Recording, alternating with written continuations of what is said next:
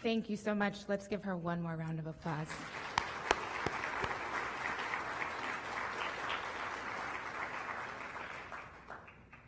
So it is no surprise, I think we're hearing a lot of really important themes in the last few days. That theme of partnership, that theme of the real power of going to the communities, building relationships with the community-based organizations that know the communities that we serve. And the 3 Ps, the people, the partnership, and the possibility. And so we are very excited to that end to bring up an incredible panel. I'm going to introduce them first, and then you can all come up, who are real champions around what it means to lead, to advance equitable workforce development. So it is my pleasure to introduce Nicole Schwartz, who will be moderating. She's the Executive Director of Trades Future, which is a nonprofit that is organized for the purpose of developing and promoting and advancing pre-apprenticeship programs. You heard Secretary Treasurer Redmond talk a bit about that yesterday. She will be joined by Dr. Corey Wiggins, who is the federal co-chair of the Delta Regional Authority, by Joseph Quintana, who is the Executive Director of the United American Indian Involvement and is our chair of the Native American Employment Training Council. Dean Foreman, who is the Executive Director of the Hospitality Training Academy, which is a labor management partnership for Unite Hire Local 11 and its contributing employers. And Saket Soni, who is the founder and director of Resilience Force and the author of The Great Escape. With that, we will go ahead and have them come up. Let's give them a round of applause.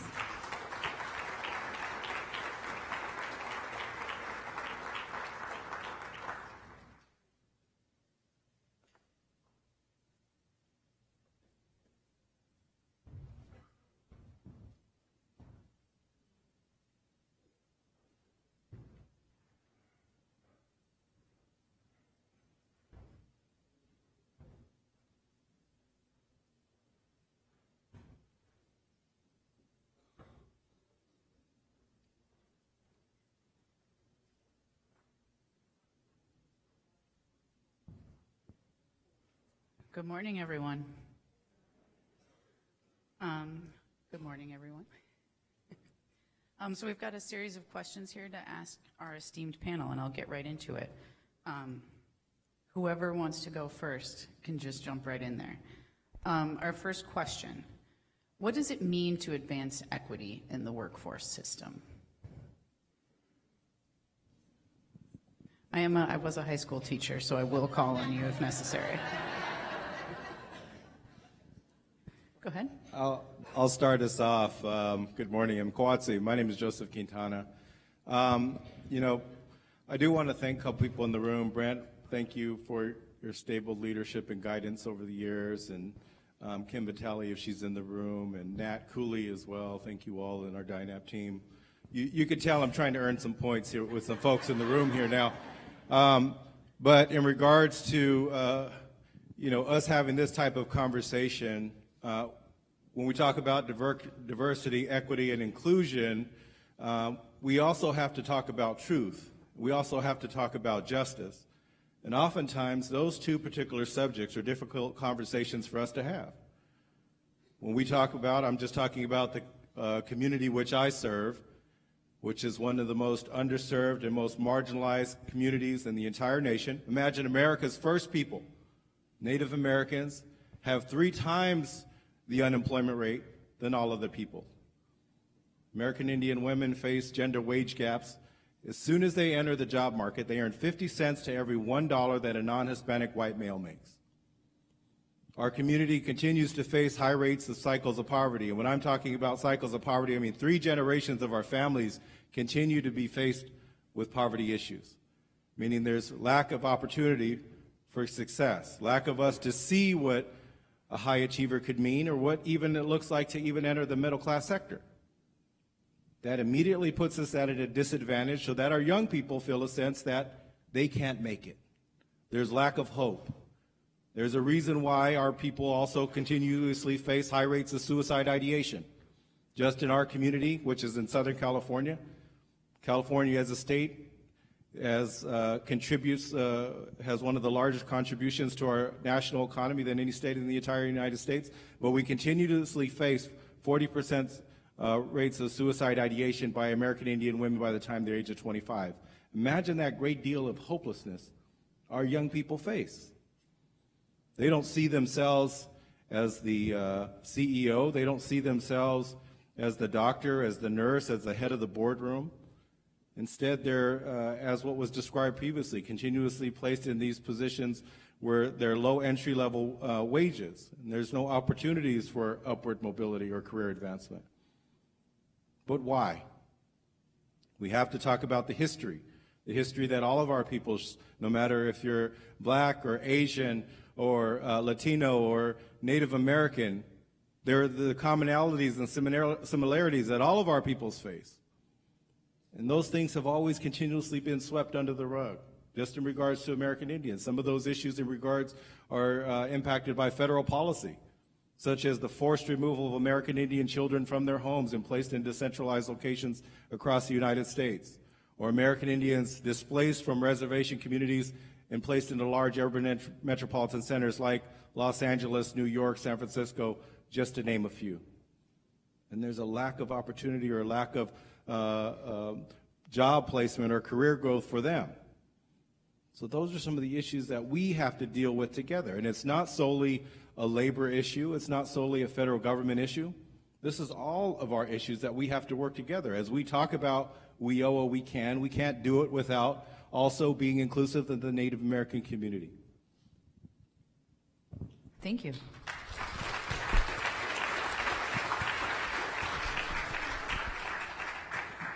Who's next? Second. Sure. Well, you know, when I think about equity, well, first of all, I just want to really recognize this room. We are all so lucky, all of us who represent working people in the United States are so lucky that there is an extraordinary team at the Department of Labor, and extraordinary leadership at the Department of Labor. Acting Secretary Sue, Brett, who's here in the room. And I want to do a special shout out to the ETA and everybody in it, including those of you who work on the front lines in the regional offices. You're the ones who see the problems day to day. You know, I'm a labor organizer, and I run an organization called Resilience Force. And in my organization, it's the frontline organizers who are going to the day labor corners, to the temp agencies who have the expertise. You're like them. You're the ones who are bringing back the real intel from the ground and solving those problems. So thank you. You know, when I think about equity, I think what it really takes is reimagining people at the center of the story, reimagining the people at the bottom of the economy. And I'll tell you I'll give you an example. You know, my work at Resilience Force really started after Hurricane Katrina, when the hurricane and the flooding that came after turned the Gulf Coast into the world's largest construction site. It's not an exaggeration. And the people doing the rebuilding of the Gulf Coast, were mostly black and brown workers. They were mostly migrant workers. And my days would start at 5:30 in the morning under a 60-foot tall statue of Robert E. Lee. Lee's Circle became the hiring hub for hundreds of workers, and contractors would arrive in buses, pick up these workers, and go with them, you know, take them out to the distant corners of the Gulf Coast. And I watched as an American recovery took place. Now, Katrina was supposed to have been a once-in-a-100-year storm. Since Katrina, there have been over $200 billion disasters.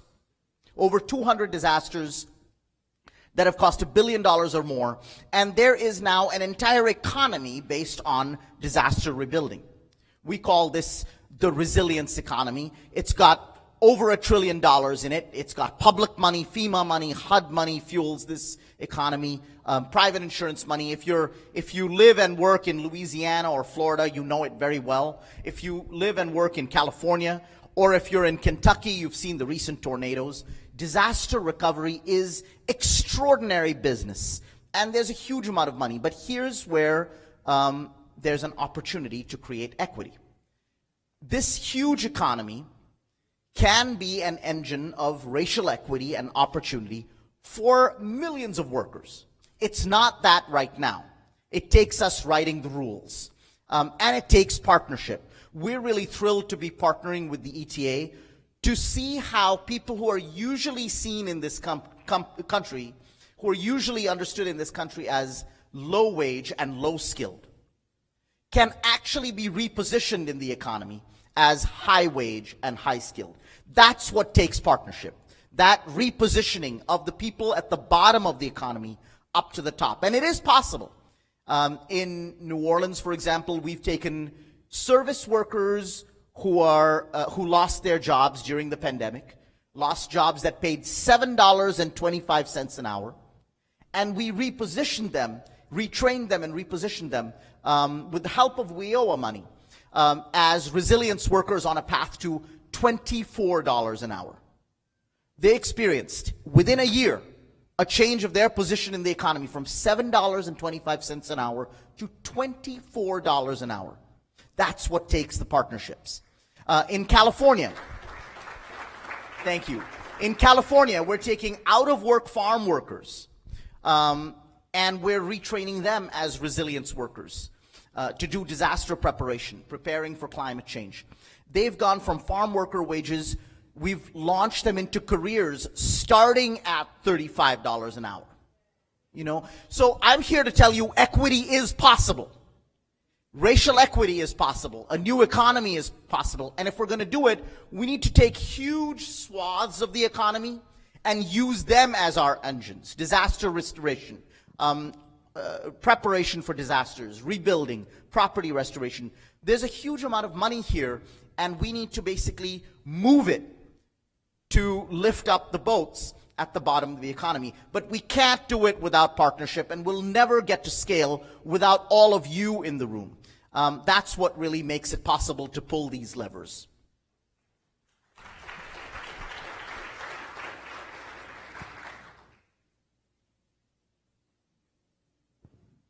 Good morning.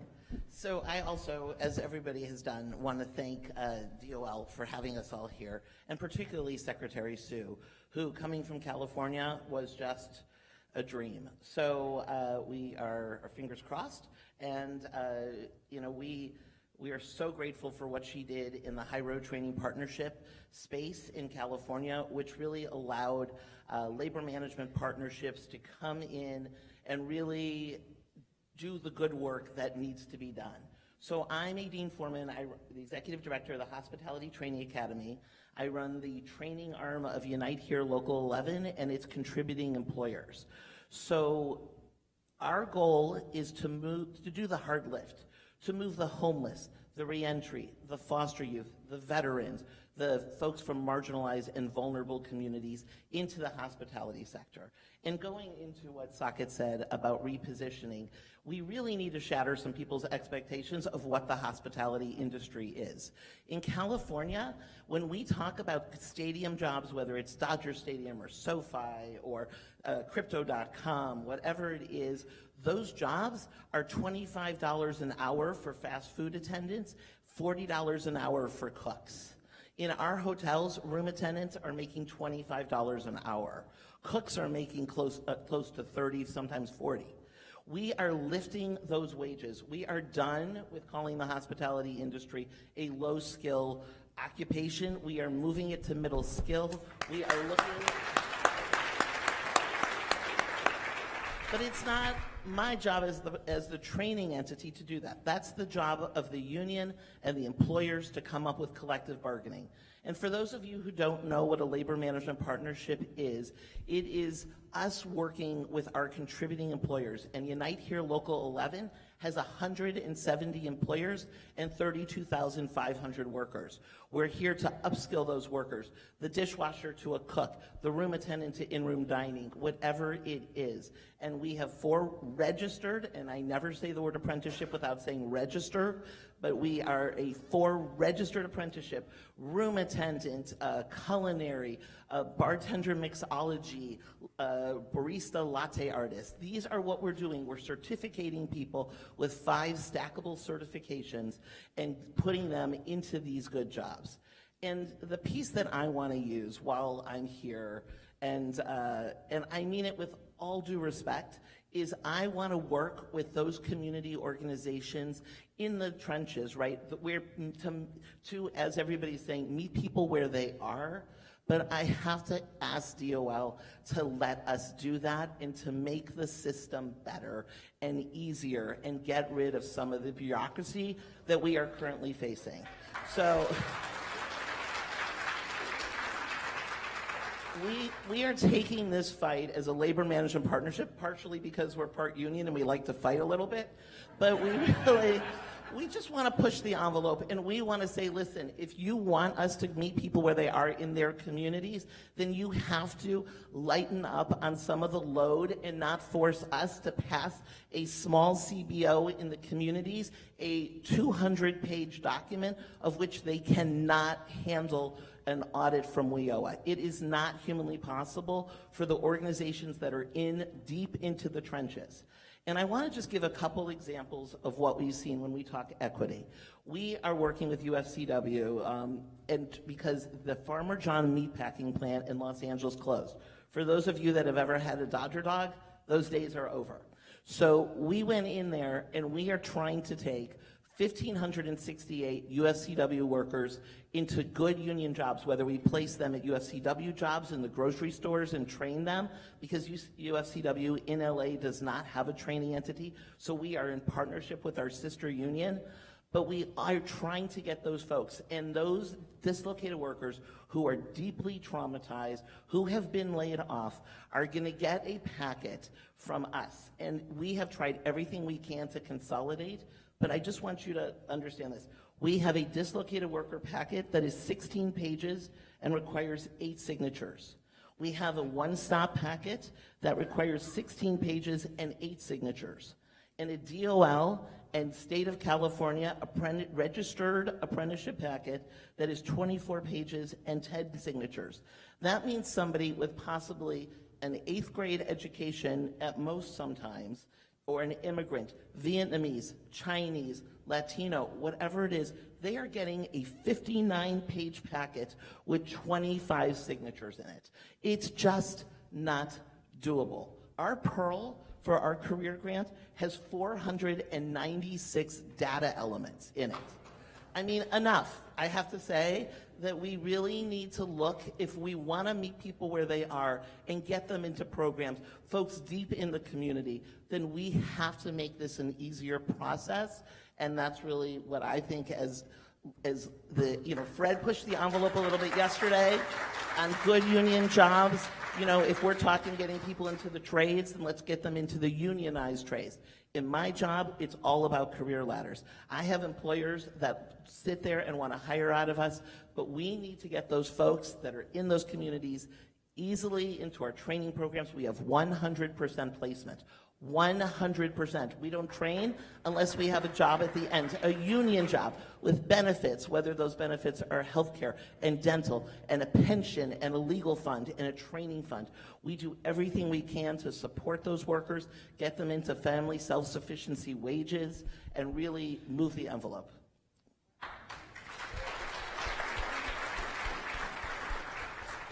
Thank you, Aideen. Dr. Wiggins? Sure. Look, again, my name is Corey Wiggins. I serve as the federal co-chair for Delta Regional Authority and appreciate our federal partners for this invitation. DRA is a federal regional commission. We service 252 counties and parishes across 8 states. Most of those states are located across the Delta region, so parts of Alabama, Mississippi, Louisiana, Arkansas, Tennessee, Kentucky, Southern Illinois, and Southeast Missouri. And so there are about 6 commissions across the country. You have Northern Border Regional Commission, you have Appalachia Regional Commission, Southeastern Crescent, Denali, and Southwestern Commission. We are all federal agencies that work across the country. What makes us unique as a federal agency is that all we do is grant making. Our grant making portfolio includes water and sewer, infrastructure, transportation, workforce development and training. Communities, whether it be community-based organizations or government or other public bodies, leverage us in a lot of different ways, including as an opportunity for match dollars to other programs that they're trying to create and develop in their communities. And I bring that into this room, but to that point about, even in this space, the role of government, the role of federal government, and how we think about these issues around equity. First, personally, I'll add to this, and I am so great to be on this panel and honored with some folks, because prior to this role as DRA Federal Co-Chair, I served as Executive Director for the Mississippi NAACP. And so bringing this perspective to this conversation, both on an advocacy side and now on a government side, this work of equity is not a thing that an organization just does or any entity. It is a participatory model. It is a process. It is an engagement, whether it is direct through policy, advocacy, direct services, but it's participatory in nature. The reason I bring that, and one of the great examples I have of that is that his folks were stewards of history of the civil rights movement, and think about a Student Nonviolent Coordinating Committee, SNCC, and the work that they did, and their organizing model was really based on living in community, building partnership in community, and lifting up the expertise that already existed, right? So from our approach, even at DRA, we have, over the past year and a half, thought about this work of equity in a participatory type of way. And how does that look? What is the process? That means showing up and being present to listen to communities, to listen to community-based organizations, to listen to government leaders, to understand, and first realizing when we come into the room, we are not the experts. The people that are experts are the people in that room with their lived experiences, who understand and know their community. What we are there to do is to be there to support and help facilitate what we have as a way to partner so people can develop and create vibrant communities, because people know how they want their communities to look, taste, touch, and smell. We're just here as an agency to support them in doing that. So what does that look like for us from a process standpoint? After spending the past year looking, learning from communities, we have underwent a complete redesign of most of our programs within our agency, not based upon what we wanted to do, but based on what we learned from people who are doing the work on the front lines. How do we make our application process easier for people to not only access, but actually complete, right? How do we offer technical assistance? Today, as a matter, no, just yesterday, we have some of our team members who in Alexandria, Louisiana, doing a technical assistance workshop, working with people to help them understand our grant-making process. So how do we show up and be present? But also, one of the things that everybody know in communities, whether it's folks who are doing work around workforce and other issues, is that there is availability or more funding that's available. But if you're doing really, really good equity work, you realize that historically there have been certain places in the communities organizations who have not been able to access funding. So they may not even have the beginning of what they need to be positioned to take advantage of larger funding, whether it be grant making from a government agency or philanthropic agency. Process-wise, one of the things that we did organizationally is set up a new program around strategic planning and capacity building grants that are for organizations and entities to take advantage of, who need to do the planning, who need to think through a little bit more, who need to create a better application to be able to increase their success for funding.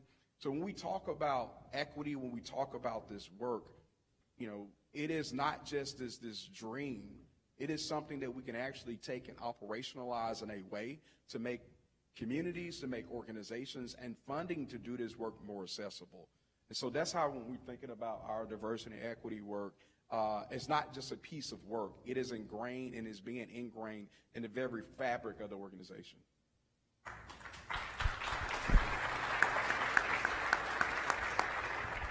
Thank you.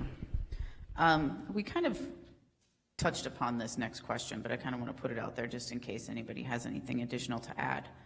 How do we meet workers in communities where they are and acknowledge the longstanding historical inequities? I think this is a really important piece of this if we're going to continue to push the ball forward. Does anybody want to take that to start? I'll start with that one. Show up and be present and not be scared to be present. So often we want to think about how we, script engagement, how we script an opportunity to engage with community and with people. There are certain organizations, and we've always been there, there are certain organizations that always get called to be part of the room, whatever the room is, or called to be at the table. The thing is, show up at the existing table and ask, well, who's not here and why they not here? And be honest and be upfront about that opportunity of what engagement looks like. We always talk about, to that point, how do we show up? How do we be present? Ask people the question. Part of this work and part of the barriers to reaching equity is that people who sometimes say they want to do the equity work go into the other room and say, we want to do the equity work. That is not how you do equity work. No, show up with people in community and sit there and listen and stop talking. Sit there and listen, learn to understand, and then take what you are learning and start to think about your own internal processes. And when you start to really examine your internal processes, go back to people again and ask them, what do you think about this? Does this work for you? If it don't work for them, go back and do it again. And that's why I bring up this idea of participatory. Like, so often we go in a room and say, hey, we want to do equity work, we want to do this and do that, and we create policy and programs, and we come out and release them. And when we look at them, we realize we're getting the same applications from the same people, we got the same organizations engaging, and then we ask ourselves this question about, well, what happened? We want to reach a different audience. The whole process in which we did it did not work, and it has not worked, and so we have to turn it upside down.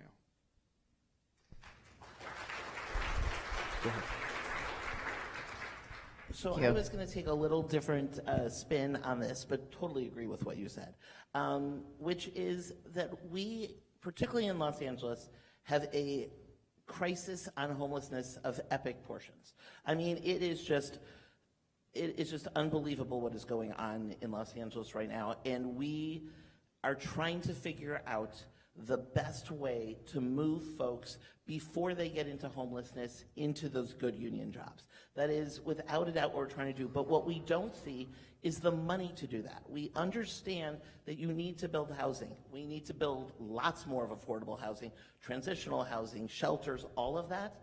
But we need to look at the silos that are existing in workforce. There are silos in homelessness where it's all about housing. There are silos in domestic violence where the shelters aren't giving people exposure to the WIOA system. There is survivors of slavery and trafficking. There is the re-entry population. Everybody's in silos, and what we're trying to do when we talk about the equity issue is when we get folks that come out of these communities that are hard to serve, they have multiple barriers across so many boards. And what we are really looking to do is look at that flexibility, the co-enrollment, the braiding of funding. We need the ability to do classroom incentives. We need the ability to help people with whatever they need. We don't have the flexibility we need to really help these folks. When we get them and we think they're job ready, there's so much they need, whether it's glasses because they haven't been to an eye doctor. In 10 years, how are we supposed to train somebody to be a cook that can't see what they're cutting? We need that. They need non-slip shoes. They need all of these support services that we really want to make sure that we have the team around us and we have the right partners and we're getting folks from these communities, pipelining these folks into us where we know at the end of the day when we have the employers lined up to take them that they're going to be successful. We'll have their union brothers and sisters on the job sites looking out for them, mentoring them, making sure that they have a great home in that kitchen or in the room attendant world. But we really need that flexibility and that real look at taking away the silos in all the different systems. Yeah, just to build on some of that, I want to start with what Dr. Wiggins talked about, which is just proximity with community. And I want to tell a quick story of a morning, a pretty extraordinary morning, where people showed up, went where workers are, showed up for them, and really started where the workers are at. My members who rebuild after hurricanes, floods, and fires, they have historically been understood as, quote unquote, just day laborers. When most people see them, they see unskilled workers, right? Well, if you think they're unskilled, try working 16 hurricanes in 4 years. Try putting blue tarp on roofs, if you line them up, the length of 10 football stadiums. These are actually incredibly skilled people. Over the course of 15 years of hurricanes, floods, and fires since Katrina, this is a workforce, which we call the resilience workforce, that has accumulated extraordinary skill. They've accumulated something else, which is also a sense of purpose and vocation around their work. They do this work because they're committed to it. They're committed to helping people come home, people who had to leave their homes. So, what my staff and I see is people with extraordinary skills and a deep sense of vocation. What sometimes the rest of the world sees is unemployed people standing in front of a Home Depot, right? They're often called an extra pair of hands, right? Contractors will come up to the Home Depot and say, I got everything I need. I've got the materials. I've got the money. I just need the hands. As if these are people whose hands are somehow not connected to their bodies and their minds, So earlier last year, we were in discussion with now Acting Secretary Julie Su and then Labor Secretary Marty Walsh, and we proposed to them and their team that they come and recognize this new workforce. They come with us to New Orleans, and when we talked about it, we all agreed that this historic meeting, the first time the DOL is recognizing these workers, shouldn't happen in a conference room in a New Orleans hotel. It was actually, the Secretary's team that suggested, maybe we should just go with you like you do every morning, go with you 2 hours outside of New Orleans and stand there at 5:30 in the morning as workers are waking up in their cars. And that's what we did. And what followed was an incredibly moving, incredibly beautiful exchange in a church that had been destroyed by the hurricane between all of these workers who had been doing this rebuilding and the Secretary and now Acting Secretary of Labor. It was an extraordinary moment where government worked exactly as we want it to work, And so I think of how important that was to the workers who a year and a half later still talk about it. I think about Mariano Alvarado, who has repaired homes since the week after Hurricane Katrina and gave his roofing hammer to the Secretary as a memento. That's how much it meant to him. So I just want to say that, yes, we have to start where workers are at. Yes, we have to recognize them. We have to support them. We also have to understand that these workers and many others have a deep sense of vocation around what they do, not just skill, but they're committed. That worker who went through a training and went from being, cleaning the kitchen to becoming a mixologist, that person is deeply dedicated to their job. By the way, ETA people, I've been to your swanky offices. I know you're not doing it for the view. You're doing your work because you're profoundly connected to our working families, right? We all do our work because our own families needed the things we do. And so connecting to a worker's sense of deep vocation, the reason a worker might make those sacrifices, is really a profound part of starting where they're at.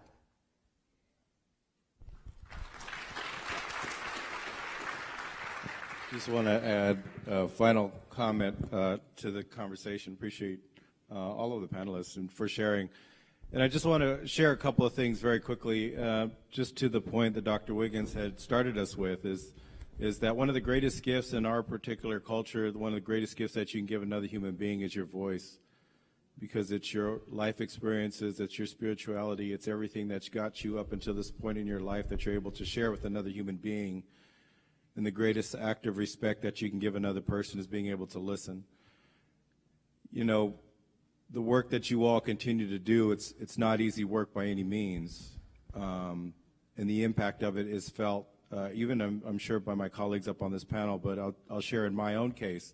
I grew up in the Skid Row area of Los Angeles, one of the most impoverished areas in the United States. I slept on the floor beside my great-grandmother. We were housing unstable. We were homeless at one time. When we talk about the labor problem, of course, we talk about the living wages of those job seekers. We talk about the capital and the ability of our business owners for them to earn. We talk about the consumers, and all of us are consumers in one way or the other. But the fourth thing that we also need to talk about is the supportive services, and I think that was talked about previously. Being able to talk about all the things that go around the supportive care of individuals.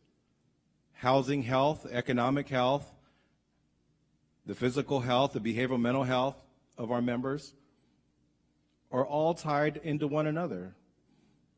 Being able to overcome those barriers, as was described, those silos that continue to keep us from providing that unified care, to allowing our members to seek out that long-term success, is something that we're all trying to attain as we speak. I think even in regards to the Department of Labor, being able to work with other groups like commerce, like agriculture, like health, and like many other, HUD, like many other folks as well. There's a couple of other things I also want to add in regards to criminalizing poverty. We criminalize our own people. We don't allow them the forgiveness to come back into the workplace. If they have payments that are past due, if they had an infraction, or if they had an issue when they were young. I'm not the same way. I don't carry the same viewpoints I did when I was 15 or 18 years old. Imagine now you're 30 or 40 years old and you want to enter the workforce and you can't because you had a ticket or you had an issue when you were growing up. We criminalize those people who want to do better, who've changed their lives and who are trying to make a difference for themselves and their families. We also make sure that we keep barriers in front of them and so that they can't enter the workforce. And those are some of the things that we need to do better at. You know, yeah.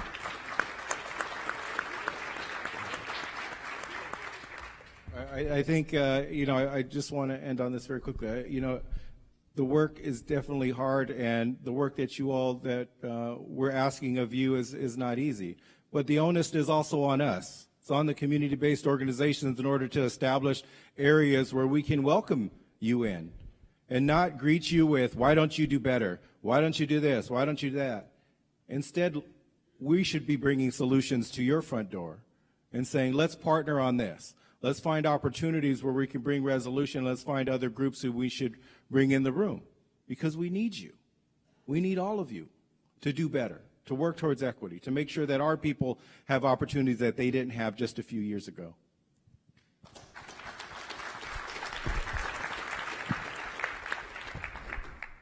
Thank you, everyone. We have come on our time here. You know, I think the comments made here should really drive us as we move out into our work after this conference. Thank you so much, and thank you to ETA. Thank you all.